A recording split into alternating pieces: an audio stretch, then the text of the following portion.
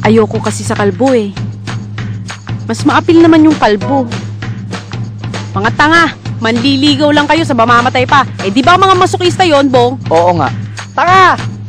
Walang makapagpaliwanag, pero wala ni isa sa pamilya ni Winona ang umabot sa edad na 25. At 2 araw na lang, 25 na siya.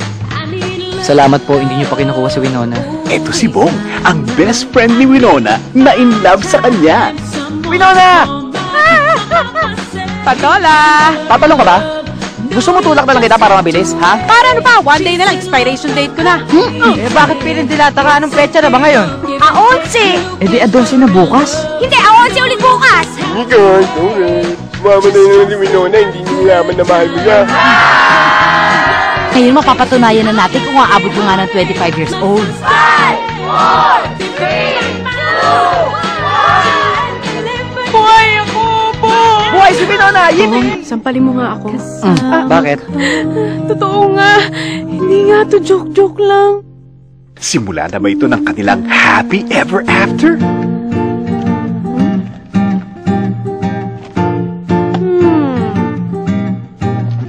Tay, dati gusto mo akong ma-inlove. Ngayong ready na ako, ayaw mo naman. Pwera na lang kung doon sa kakilala ko. Sino? Sino ba ang bulag? Ikaw o ako? Kung hindi na-extend yung buhay ko, anong ginagawa mo ngayon? Magpapaparty kami. May fireworks, confetti, may mga cakes, balloons. Hindi mo ako mamimiss. Mamimiss. You'll never know when love will come and go. So when it comes, love like it's your last chance. May lupus si Winona. Lupus? Traidor ang sakit na yan. Masaya na siya. Hindi niya na dapat malaman to. Bongart! Charan! Sasamahan mo ako dahil pupunuin natin lahat to. Karapatang malaman ni Winona yung totoo.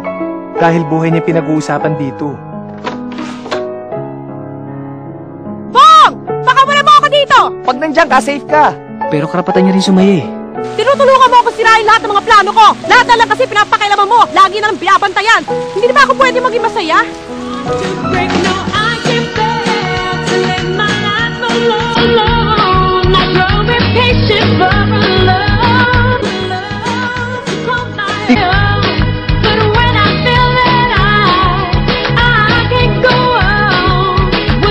Ano to? Superman.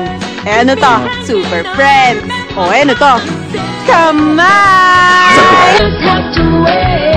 Ano to? Uod. Hindi.